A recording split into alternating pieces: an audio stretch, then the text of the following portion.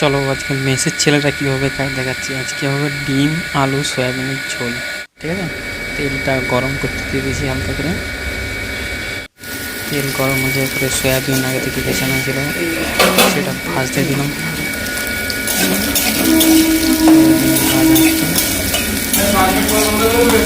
হ্যাঁ ঠিক আছে। হালকা করে ভেজে নেওয়ার পরে তারপরে এখানে তেল গরম করে হালকা করে পাঁচফোড়ন দিয়ে সয়াবিন রান্না করে ডিমের ঝোল খেয়েছ।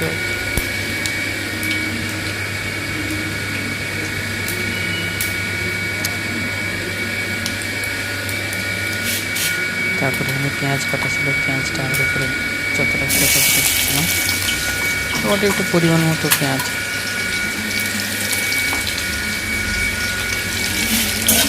হালকা একটু তেলে ভেজে নেব, একটা কড়া করে লাল করে নেব, মোটামুটি একটা ভাজা হয় সেরকম করে ভেজে নেব।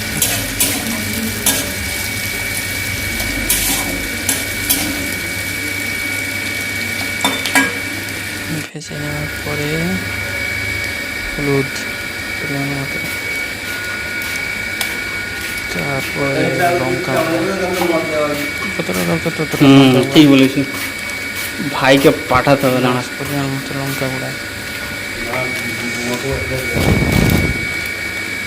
হালকা করে জিরা গুঁড়া যতটা দরকার,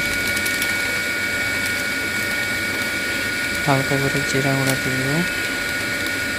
তারপর একটা বহুত মজাদার আছে, এটাতে জিরা গুঁড়া এর উপরে আসবে আর চিকেন মশলা হালকা করে, চিকেন মশলা যতটা দরকার চিকেন মশলা দিয়েও খাই আমরা এখন। তারপরে হালকা করে নেড়ে নিলাম।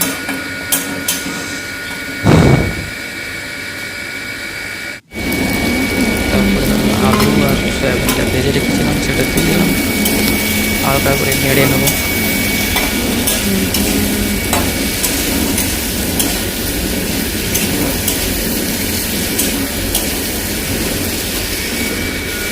হালকা করে একটু জল দেবে যতটা দরকার, বেশি না, একদম বেশি পরিমাণে জল দিতে হবে না, যতটা দরকার ততটা। জল দেওয়ার পরে রেডি। এটা হচ্ছে বাস, এইভাবেই খাই মেসের ছেলেরা, খাওয়ার জন্য রেডি এবারে।